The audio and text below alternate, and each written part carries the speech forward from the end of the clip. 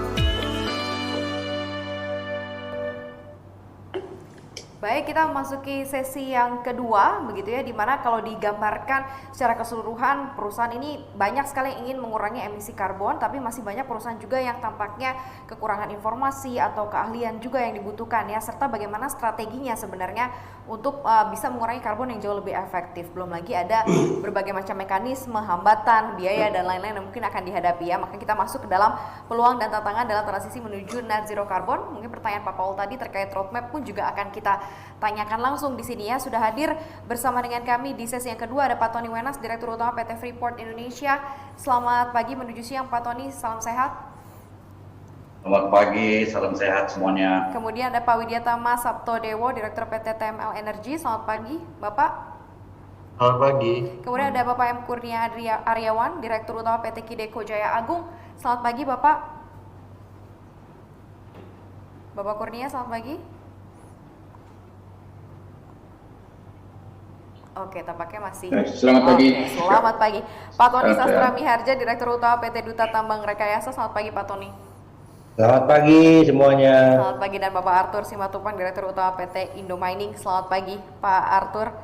Selamat pagi. Oke, kita berbicara dengan waktu. Saya butuh statement yang sangat langsung, straight to the point ya Pak ya, terkait mengenai peluang dan tantangan juga transisi menuju net zero carbon, sekaligus juga roadmap yang sudah dilakukan oleh masing-masing perusahaan. Saya mau ke Pak Tony Wenas dulu. Pak Tony, silakan. Baik, terima kasih. Selamat pagi Pak Ketua PBI, Pak Pandu Syahrir, Direktur Eksekutif PBI, yang juga sahabat saya Pak Hendra dan Bapak Ibu sekalian yang sangat saya hormati. Terima kasih telah diperkenankan hadir untuk bicara mengenai emisi karbon ya. Mungkin pertama-tama saya sebenarnya dijadwal di sesi pertama tadi, jadi barangkali saya akan bicara pause mengenai bagaimana upaya dan tantangannya apa. Kita ini perusahaan tambang ya, sebagian besar adalah perusahaan tambang yang memang adalah ekstraktif industrinya. Dan itu semuanya kita pahami, namun demikian walaupun industrinya ekstraktif dan non-renewable, tapi pengelolaannya bisa dilakukan dengan cara yang sustainable. Kita akan berakhir izinnya suatu saat nanti dan akan selesai. Dan cadangan juga akan habis, sehingga memang sifatnya adalah tidak bisa long life seperti industri lainnya. Namun cara-caranya bisa kita lakukan dengan cara yang sustainable, yang peduli pada lingkungan, dan juga upaya-upaya untuk bisa mengurangi emisi karbon. Yang di antara lain yang dilakukan oleh Freeport Indonesia adalah komitmen terhadap lingkungan hidup, komitmen terhadap pengurangan emisi tentu saja sudah ada dari sejak lama. Dari sejak awal kita beroperasi sudah, namun memang dengan skala dan dengan cara-cara yang mungkin berbeda.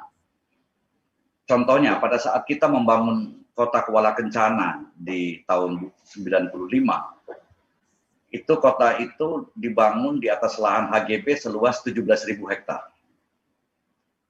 Namun yang dibangun hanya 126 hektar. Sisanya dibiarkan menjadi pristine forest, yang memang kalau dihitung karbonnya, serapan karbonnya akan banyak sekali. Jadi tidak seperti di tempat-tempat lainnya di mana lahannya yang dibangun itu paling tidak sekitar 30% atau 40% bahkan ada yang 70% dari lahan tersebut. Sementara yang kita lakukan adalah hanya sebagian kecil sekali dari lahan yang tersedia dan sisanya intact. Kemudian selanjutnya ada transisi kita dari tambang terbuka ke tambang bawah tanah.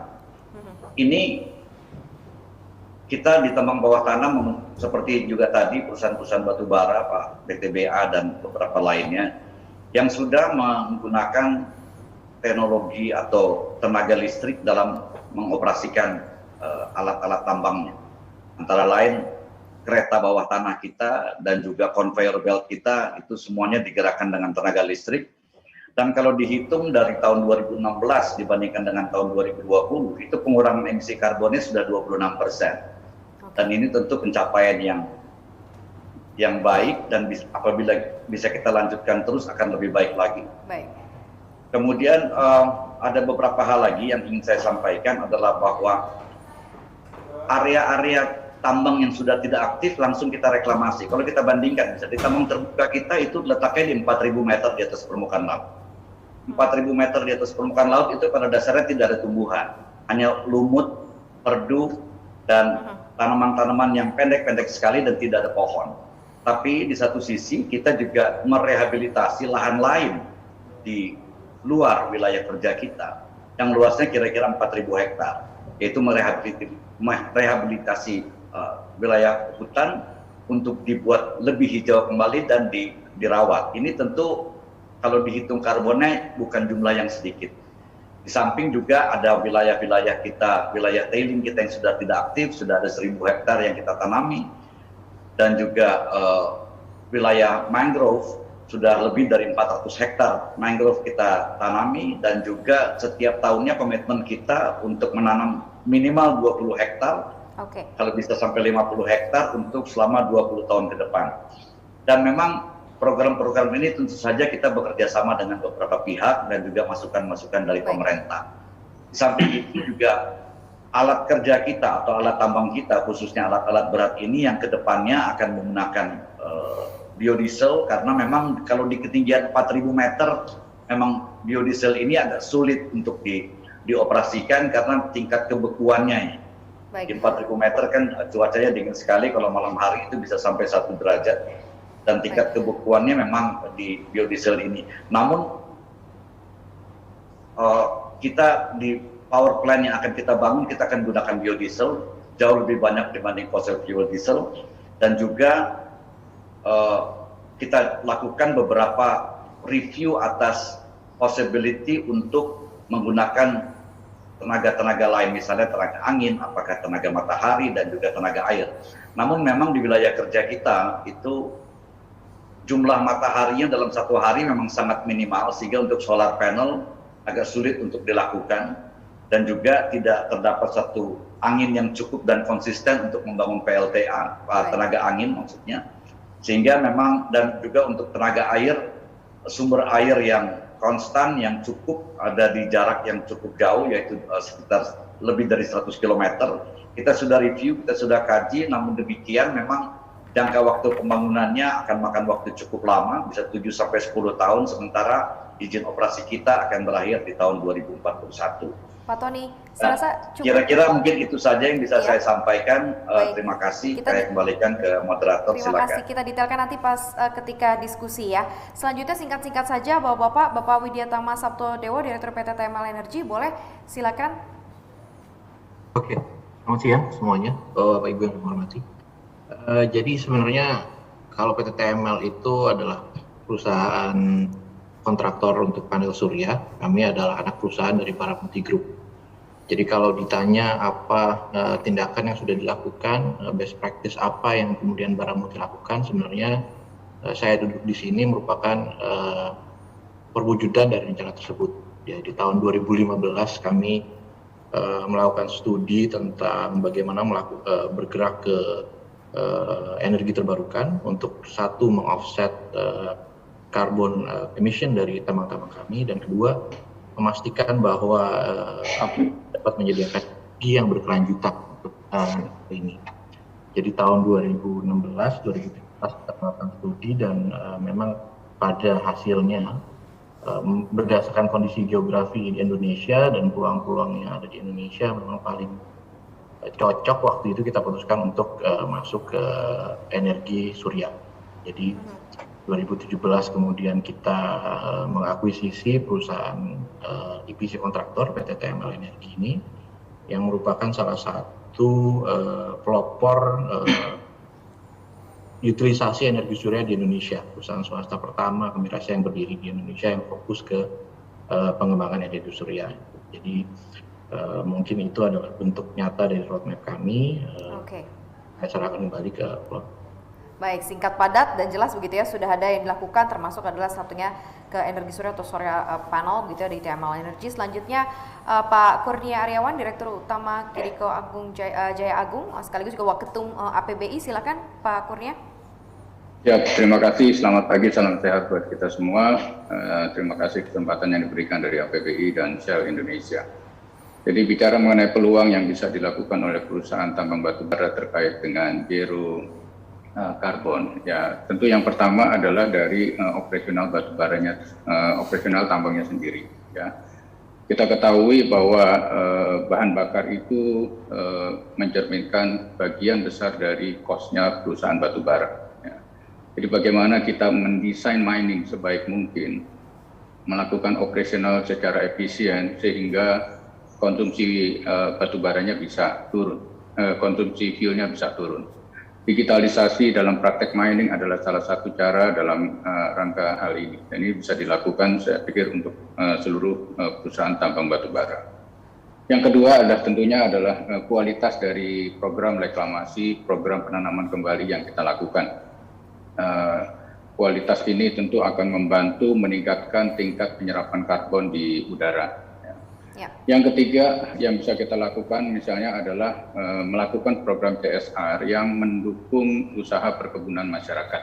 Ya, dengan hal ini kita bisa mencapai dua purpose. Purpose pertama adalah membangun masyarakat mandiri pasca tambang, dan yang kedua kita juga ikut mendukung dalam penerapan net zero karbon.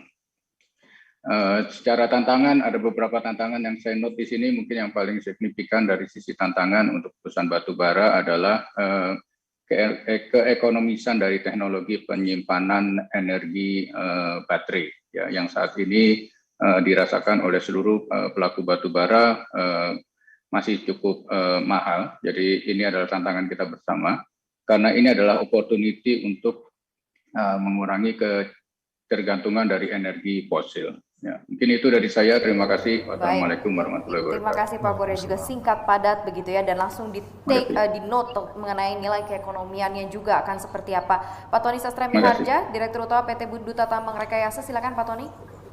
Oke, terima kasih Bu. Selamat siang buat semuanya. Suara saya bisa didengar Bu? Bisa, sangat jelas sekali Pak Tony, silakan. Oke. Barangkali membicarakan masalah ini sama buat semua perusahaan Bu, karena kita ini terikat dengan aturan dari Kementerian Energi dan Sumber Daya Mineral untuk penerapan good mining practice. Jadi strategi yang dilakukan mirip-mirip semuanya, dan itu sudah dan wajib kita lakukan. Penurunan fuel ratio, kemudian pakai B30, itu udah berapa tahun.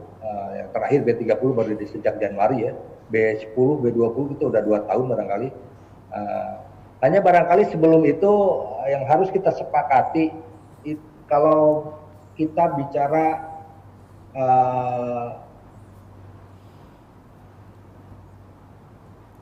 ya silakan Pak.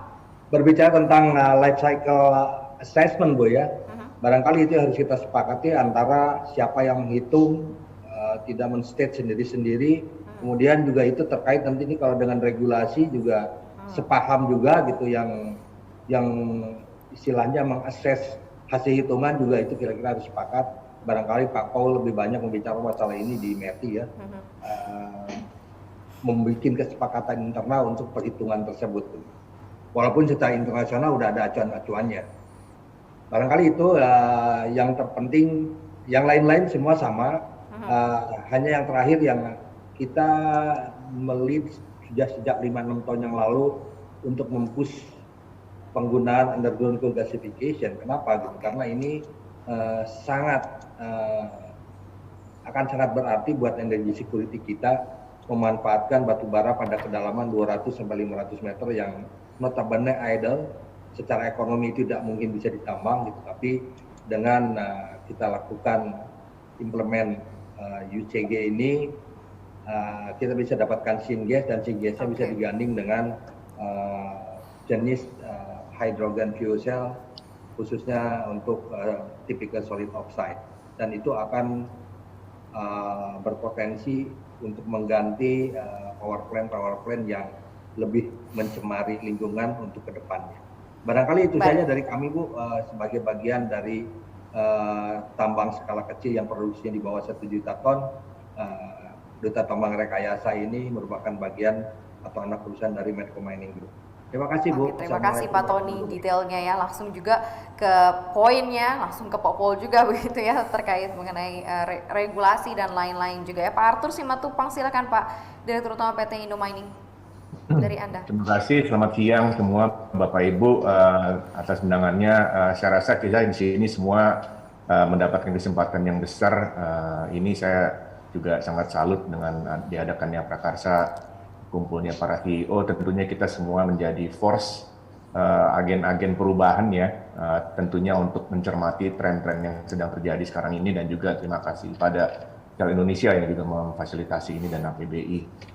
Indo Mining sendiri yang juga merupakan bagian dari perusahaan TBK, yaitu Toba Bara, yang sekarang sudah menjadi TBS Energi Utama. Salah satu alasan kami untuk ada perubahan nama adalah tidak terlalu ditonjolkannya nama bara, yaitu sumber batu bara, karena kita tahu Indo Mining sendiri sudah melakukan penambangan 15 tahun yang lalu dengan optimalisasi mungkin another 10 tahun. Jadi memang kita sangat sadar bahwa secara sumber daya batu bara memang merupakan finite resource, dan kita tahu tentunya prinsip berkelanjutan dan keseimbangan ini sangat penting.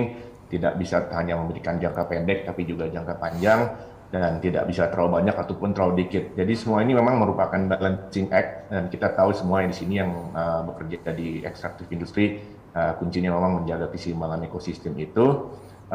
Dari grup sendiri, kalau saya boleh ngomong, kita sudah masuk ke downstream, sudah ada PLTU 2 yang COD tahun ini, dan juga ada EBT yang sedang dikerjakan, bertenaga hidro dan bayu. Memang seperti tadi yang disebutkan di grup-grup lain, secara total output untuk yang EBT memang masih di bawah 20 mega, tapi sudah menjadi satu step awal yang kita lakukan secara konkret untuk melakukan transformasi dari tadinya yang purely ekstraktif dan purely raw material menjadi sesuatu yang fokus ke downstream, dan juga lebih kepada sesuatu yang lebih bersifat sustainable.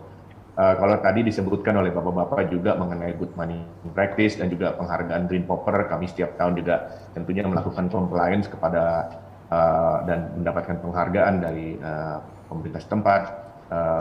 Reklamasi dan revegetasi yang kami lakukan sudah paling tidak lebih dari 33% area yang sudah kembali kita kembalikan ke habitat sedekat mungkin dari sisi topsoil dan juga tanaman sisipan.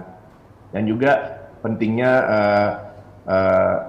gudang atau penempatan dan perizinan untuk penyimpanan semua byproduct yang bersifat waste atau B3.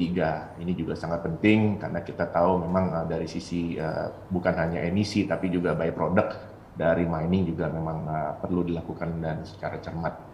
Dan juga tentunya komunikasi dengan masyarakat kita harus terus menjalin, karena ini merupakan faktor externality yang juga harus terus dijaga.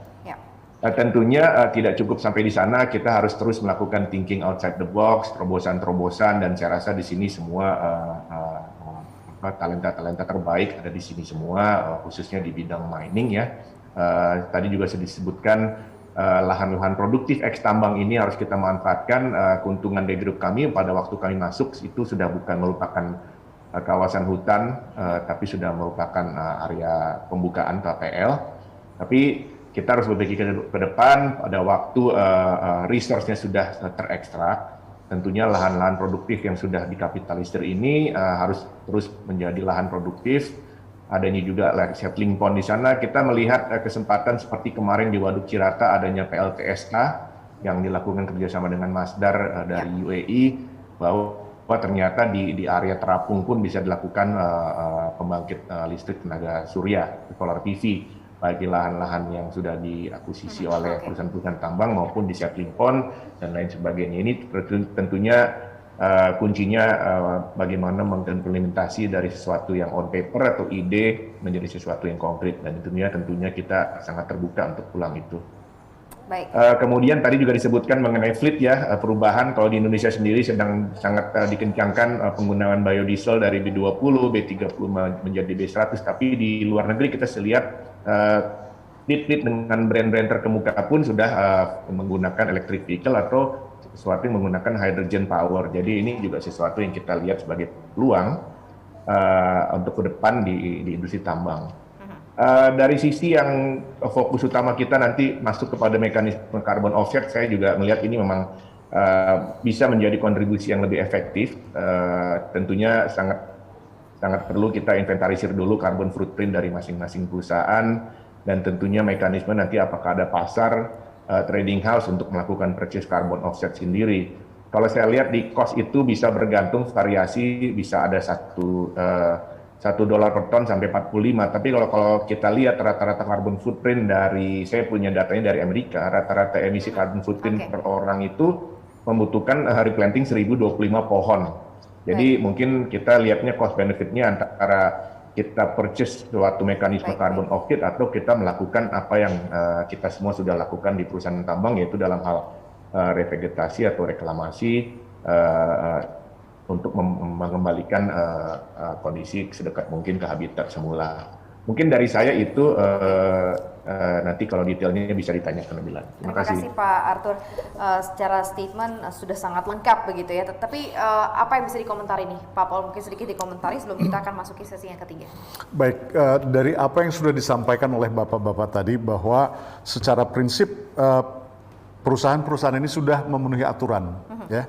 Jadi dan tidak hanya sekedar memenuhi aturan, tapi juga mencoba berupaya supaya bisa beroperasi secara efisien mungkin, seefisien mungkin, supaya masing-masing tentunya ingin mendapatkan yang paling besar dari apa yang dilakukan gitu ya.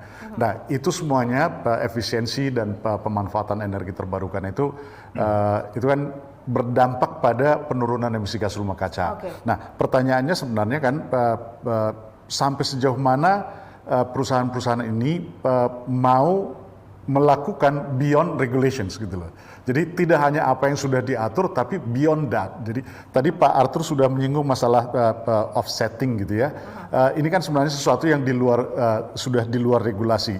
Bagaimana setiap perusahaan tambang itu bisa melakukan yang beyond regulation gitu. Nah, satu contoh misalnya kalau ada satu perusahaan tambang yang katakanlah punya konsesi katakanlah 50.000 hektar yang akan ditambang misalnya 20.000 hektar.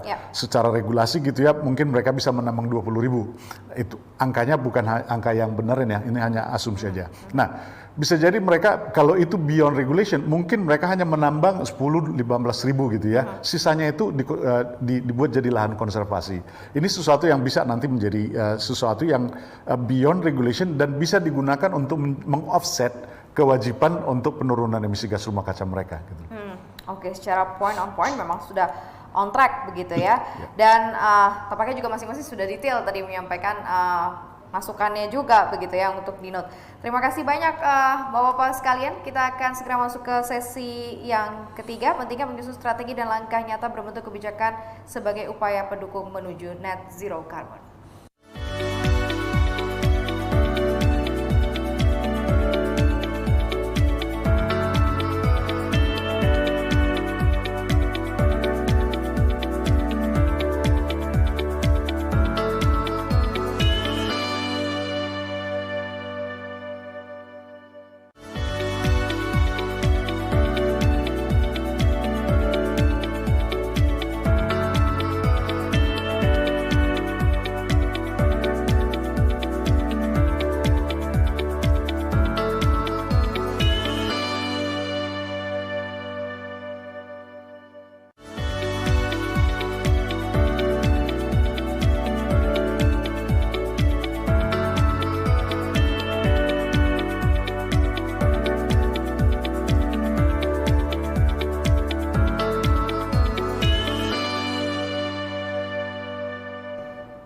Selamat datang di sesi yang ketiga. Langsung saja kita akan bahas pentingnya menyusun strategi dan langkah nyata berbentuk kebijakan sebagai upaya mendukung net zero carbon. Saya mau sapa, sudah hadir Bapak M. Aziz Arman, Vice CEO PT Indika Energi Tbk. Selamat pagi, salam sehat Bapak. Selamat pagi semuanya, Selamat pagi. Kemudian Bapak Mulyawan Margadana, Direktur PT Indeksim Kualindo. Selamat pagi Pak Mulyawan. Oke, masih di unmute mungkin boleh. Selamat pagi ya Bapak.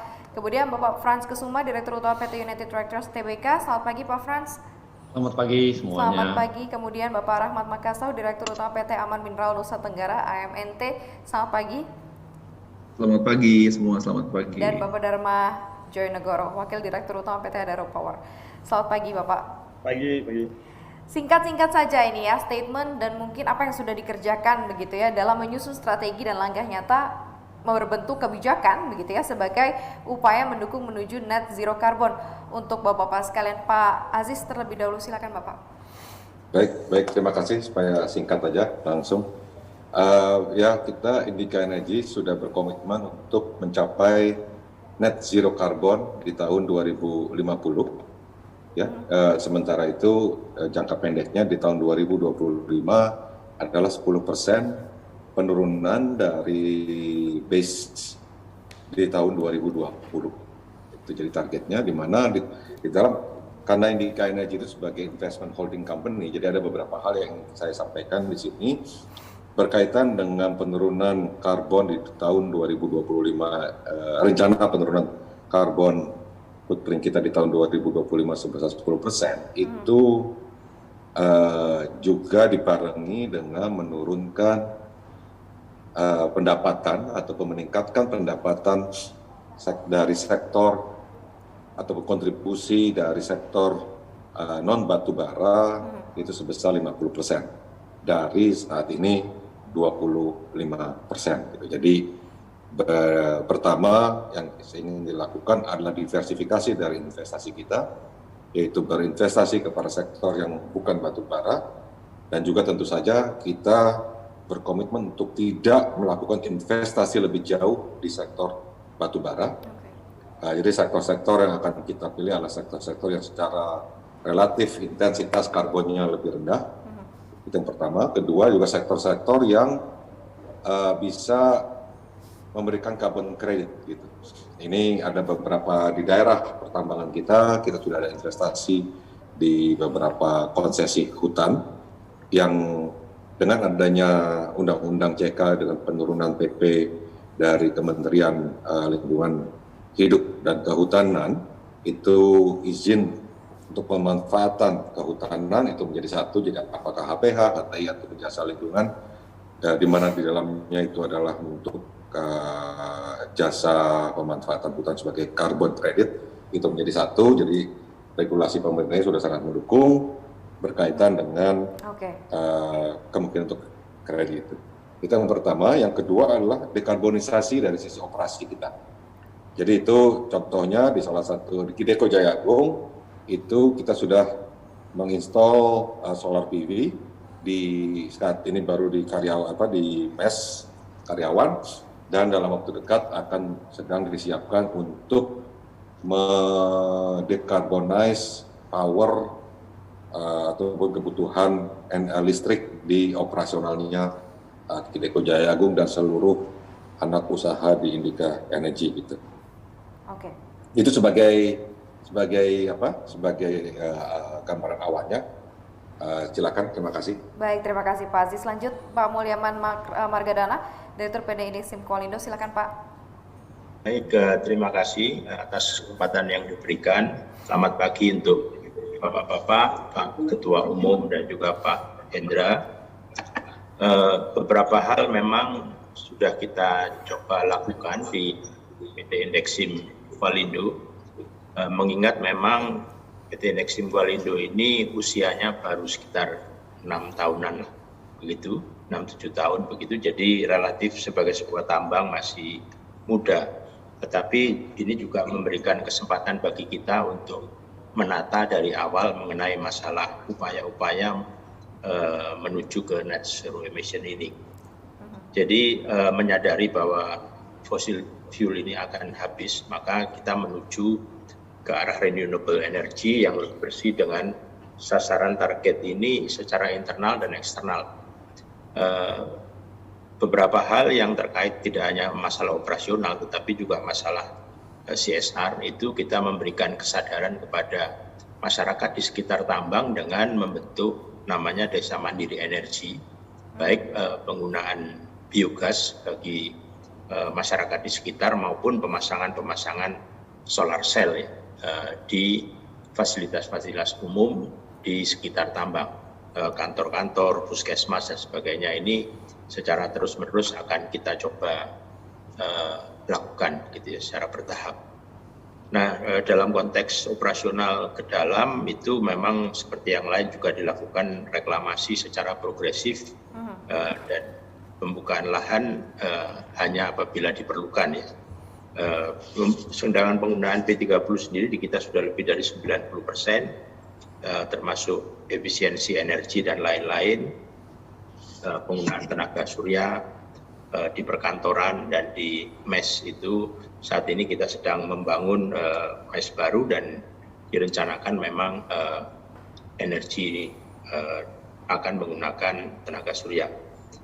Selain itu juga ada program-program 3R, Reduce, Reuse, dan Recycle yang dikembangkan secara masif di tambang, dari penggunaan limbah dengan bahan baku yang ramah lingkungan, pemanfaatan limbah bekas dan juga kayu bekas dan sebagainya ini sebagai reuse dan kemudian daur ulang limbah. Tetapi satu upaya besar yang sudah kita lakukan itu adalah kita memiliki sebuah lahan kira-kira besarnya sekitar 6% dari total luas lahan kita menggunakan biodiversity. Jadi di dalam konteks biodiversity ini kita melakukan konservasi terhadap flora dan fauna yang mana ini kita yakini membantu dalam mengurangi emisi karbon. Baik. Jadi kemudian jadi dengan kita menjaga mereka dengan didahului dengan membuat baseline study tentang variasi spesies, ekosistem flora faunanya dan sebagainya, kita menjaga tanaman-tanaman lokal yang ada, karena diharapkan bahwa tanaman-tanaman lokal ini juga bisa menjaga kondisi O2 yang ada di sekitar tambang. Nah, ini semua adalah Biodiversity Action Plan yang kita buat supaya bisa menjaga kondisi-kondisi spesies yang ada maupun flora-flora yang ada.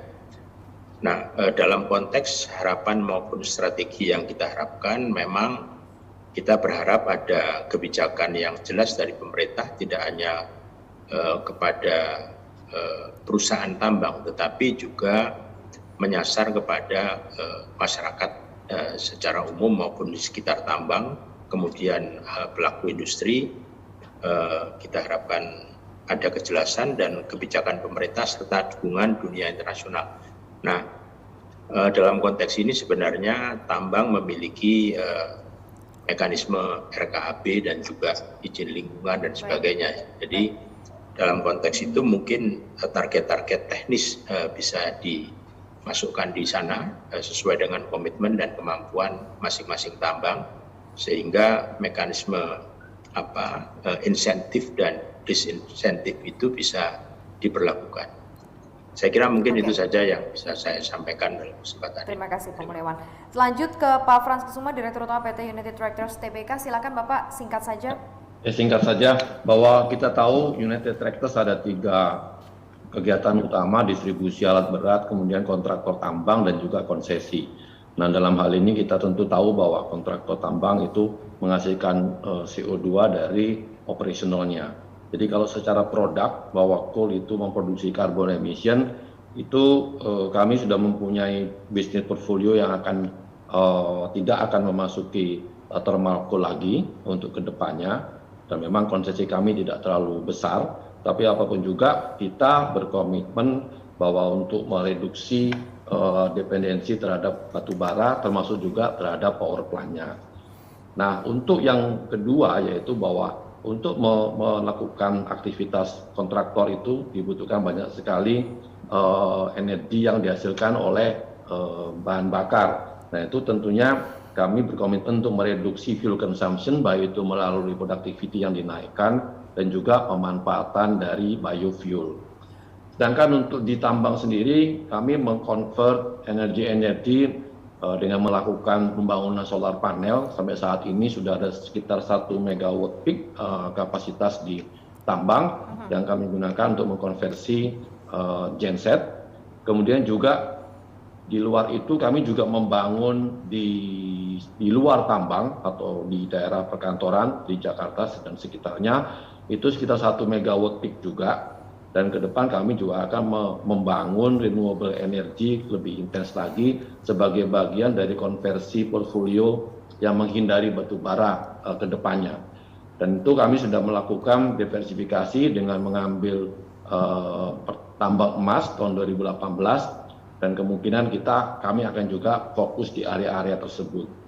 Sedangkan yang lainnya memang ini bergantung dari teknologi yang ada. Dan kami sudah melakukan perubahan dengan mencoba untuk memanfaatkan electric shovel di satu tambang yang itu diharapkan juga akan mereduksi pemakaian dari bahan bakar. Nah, kemudian sebagai offset kami melakukan penanaman pohon dan itu sampai saat ini sudah sekitar 300.000 pohon yang sudah kami tanam. Memang kami tidak mempunyai lahan luas karena konsesi kami itu terbatas. Dan kami sebagian besar adalah kontraktor tambang. Nah, kemudian di dalam sendiri kami sudah mempersiapkan juga standar operating prosedur, kemudian juga organisasi, kami mendevelop yang namanya energy management system, dan kami sudah mengikuti standar dari ISO 50001 yang digunakan untuk melakukan kalkulasi terhadap karbon. Sebelum kami mempunyai target yang terukur berapa karbon yang dihasilkan, dan itu berapa kira-kira penurunan yang diharapkan secara time scale untuk kedepannya.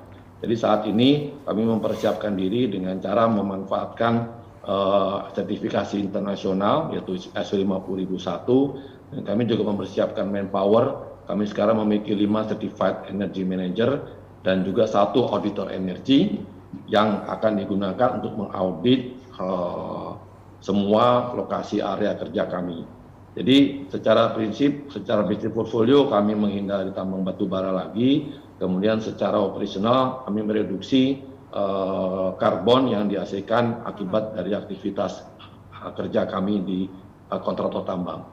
Kira-kira itu aja dari saya, terima kasih. Terima kasih Pak Frans. Langsung ke Pak Rahmat Makassau. Seperti apa Bapak Direktur Utama PT Ama Mineral Nusa Tenggara? Silakan Bapak, singkat-singkat saja. Baik, terima kasih. Bisa didengar ya? Bisa Bapak. Saya langsung saja, jadi memang banyak keterbatasan dalam implementasi di tambang, tapi secara umum kan kita tahu juga bahwa untuk tambang, aktivitas terbesar atau salah satu cost driver adalah fuel itu sendiri, dan saya rasa banyak sudah dilakukan oleh perusahaan lain termasuk di Aman Mineral untuk mengurangi atau program penurunan karbon hanya dari efisiensi pada proses operasinya. Contoh di tempat kami, hal yang simpel mungkin bahwa yang menjadi perhatian pada saat ini penghematan pemakaian ban atau kalau kita lihat ke belakang penghematan pemakaian ban itu akan mengurangi transportasi atau biaya transportasi dari ban itu sendiri sehingga akan mengurangi secara umum pemakaian fuel pada transportasinya. Ini hal-hal kecil mungkin yang banyak sekali bisa dilakukan di tambang. Selain efisiensi dari sistem pemompaan, kalau di Aman Mineral, mine water management kami adalah salah satu aktivitas yang paling besar. Kita banyak melakukan perubahan untuk mengefisiensikan pengaturan air, otomatis akan mengurangi pemakaian power. Pemakaian power akan mengurangi pemakaian fuel atau batu bara. Di sisi lain, reklamasi juga menjadi fokus utama kami. Saat ini kami sudah mereklamasi hampir 800 hektar atau hampir setengah dari wilayah operasi bukaan tambang kami, dan dari pemerintah sendiri kan menargetkan progres penanaman das juga saya rasa dilakukan oleh semua perusahaan. Poin yang ingin juga saya sampaikan pada kesempatan ini adalah saya pikir Kekurangan di kita, di perusahaan, di industri, ataupun juga mungkin sebagai pemerintah yang buat kebijakan, mungkin perlu ada suatu inisiatif yang akan meng-capture seluruh inisiatif-inisiatif yang dilakukan oleh perusahaan. Kenapa? Karena sebenarnya banyak sekali inisiatif yang dilakukan oleh perusahaan yang jika itu di-share dan dilakukan oleh perusahaan yang lain, maka akan menurunkan program penurunan karbon akan bisa berhasil dan bisa di-capture dengan baik oleh pemerintah. Ya, kita tahu juga salah satu kekurangan dari pemerintah kan menginventaris semua inisiatif-inisiatif yang dilakukan oleh perusahaan karena mungkin standarnya belum ada, dan juga orang kita semua fokus pada transformasi energi, padahal sebenarnya pengurangan atau efisiensi di operasi itu semua adalah program yang juga menurunkan karbon. Saya rasa itu mungkin hal yang paling poin yang ingin saya sampaikan mengenai best practices yang perlu di-sharing dan inventaris terhadap apa-apa yang sudah dilakukan oleh perusahaan dan industri sehingga bisa menjadi satu kebijakan yang baik buat pemerintah, terutama menghadapi tekanan dunia internasional, dan juga sebagai hal yang baik buat kita semua untuk memastikan operasi dan lingkungan kita bisa terjaga dengan baik. Demikian mungkin ya. Baik, terima kasih Pak Makassar. Selanjutnya dari Anda Pak Dharma Joyonegoro, silakan singkat saja Pak. Saya singkat aja kok. Assalamualaikum warahmatullahi wabarakatuh. Waalaikumsalam. Jadi mungkin pertama ini dulu ya, bahwa dari Adaro Group sendiri kami juga sudah mencanangkan bahwa kami akan membentuk Adaro Green. Jadi Adaro itu tadinya ada 8 pilar bisnis, itu sekarang kita akan bikin pilar ke-9 yaitu Adaro. Nah, Adaro Green ini ada berbagai inisiatif lah tentunya. Mungkin beberapa yang saya bisa share di sini. Nomor satu adalah memang kita lagi mempelajari masalah carbon trading ini. Kita punya hutan konsesi dan lain-lain, jadi kita mempelajari jalur masuknya ke sana bagaimana. Kedua, mirip dengan Pak Aziz tadi, kita tentunya juga dekarbonisasi dari operasi kita. Ya. Apa yang bisa kita tenaga dengan listrik, kita listrikisasi lah. Itu kan pompa-pompa kita misalnya, kita rubah dari diesel menjadi listrik. Ya, kan, tentunya menurunkan carbon content. Terus juga di luar itu di operasi kita banyak juga naruh solar PV. Jadi kita udah kemarin taruh 100 kWp, kita taruh lagi floating 0,5 megawatt. I think this is the biggest floating solar PV right now. Right? Dan kita juga lagi mempelajari ada mini hydro. Jadi ini kalau dikumpul-kumpulin memang kecil-kecil sih, tapi kalau di operation kita aja mungkin bisa 3 sampai 5. Oke. Nah, tentu yang terakhir adalah renewable project. Ini yang saya agak mengeko Pak Rahmat nih. Kita terus terang sangat menunggu renewable project dari pemerintah, dari PLN. Kita sangat menunggu tender PLN ataupun regional, kita juga melihat regional, kita juga melihat potensi-potensi akuisisi. Tapi ini terus terang masih menunggu beberapa hal nih. Nomor satu, setahu saya masih menunggu Perpres mengenai renewable yang setahu saya belum keluar. Sama juga masih menunggu RUPTL dari PLN. Tapi tentunya dari sisi kami sih, kami sangat keen untuk menggarap proyek-proyek renewable. Oke. Mungkin dari saya singkat aja. Sudah terbaca dan kesiapan dari perusahaan sudah sangat jelas ya. Ke Pak Paul, silakan dikomentari Bapak. Baik. Saya senang mendengar rencana dari Indika misalnya yang mengatakan bahwa akan mencapai net zero emissions pada tahun 2050 dan ada upaya untuk mengurangi emisi, punya target-target tertentu misalnya di 2025 dan lain-lain. Dan juga beberapa poin yang sudah disampaikan oleh bapak-bapak tadi kaitan dengan upaya mereka untuk memenuhi regulasi saat ini, reklamasi, dan juga ada yang ingin dilakukan beyond regulation gitu ya. Dan menariknya adalah bahwa ada beberapa perusahaan batubara yang memang sudah berniat untuk bertransform atau ingin berinvestasi di energi terbarukan. Ini sebenarnya sesuatu yang kita harapkan gitu, karena dengan kapital yang mereka punya, dengan industri batubara yang punya gitu ya, ini sebenarnya menjadi peluang atau potensi yang sangat bagus untuk menggarap besarnya potensi energi terbarukan yang ada di Indonesia. Jadi tidak lagi pendapatan perusahaan tidak lagi tergantung kepada industri batubara, tapi akan beralih kepada energi yang lebih hijau, tadi energi terbarukan. Nah, satu hal yang penting juga yang tadi sudah saya singgung juga tentang Perpresnek itu ya, karena dari Bapak-Bapak tadi sudah menyebut juga tentang rencana atau keinginan untuk masuk di perdagangan karbon. Ya. Jadi Perpres nilai ekonomi karbon itu kan merupakan penerapan market based instrument gitu ya, market based instrumen berbasis pasar. Jadi kalau ada perusahaan yang melakukan upaya yang lebih baik, dia akan mendapatkan reward berupa nilai karbon gitu ya, bisa diperdagangkan atau penurunan emisi itu bisa diperdagangkan. Ini sebenarnya satu poin yang menarik dan kalau bisa dimaksimalkan oleh setiap pelaku usaha di Indonesia. Jadi kalau Perpresnek itu nanti Perpres nilai ekonomi karbon diimplementasikan, seperti saya katakan tadi, kalau sudah bisa memenuhi batas atas emisi, bahkan kalau bisa berada di bawah batas atas emisi, itulah peluang untuk memperdagangkan penurunan emisi itu, memperdagangkan karbon itu. Jadi kalau bisa mengarah ke sana itu saya optimis bahwa kalau semua pelaku usaha ingin menuju ke sana, saya optimis bahwa target NDC Indonesia itu bisa dicapai 2030, bahkan kita juga bisa mencapai target net zero emission di tahun 2050. Itu kira-kira.